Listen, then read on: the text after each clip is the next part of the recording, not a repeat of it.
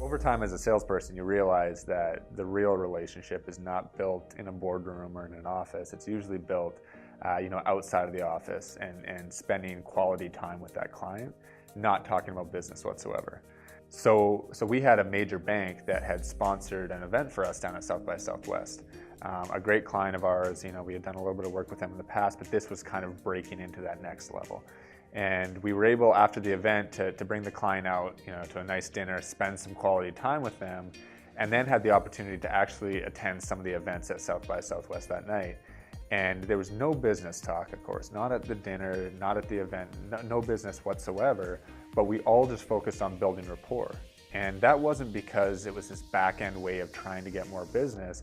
It was because, as a people person, as a lot of salespeople are, I just enjoy meeting people, hearing their story and getting to know people.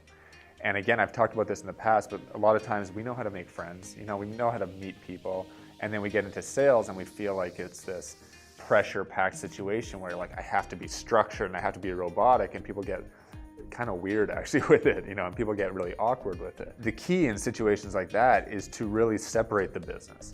And a lot of salespeople, especially old school salespeople and sales trainers, they're like, you always need to be closing, you always need to be on, it's all about the business. It's not about the business. It's about the trust, it's about the credibility, it's about that relationship, right?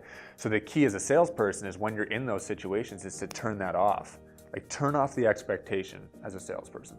Turn off the idea of, I need to build this rapport so I can get an extra $1 million in revenue. You need to be able to differentiate from a situation that is business facing and personal facing. And when it's personal facing, just be real. Just be a real human being. Talk to that person without expectation and just really be curious in getting to know them as a human being. So again, at South by Southwest, we were able to go out.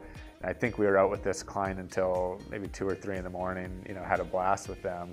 But the next day I saw them, and of course the next day you're not feeling too great after being out till 3 in the morning. We saw them at the event again. And it's now just this bond you have with this client. You went through an experience together, you hung out the whole night, you learned a lot about that person, their personal interests and their personal lives, and now you see them as more of a friend and more of that personal relationship versus that strict client-vendor, supplier relationship that a lot of people have.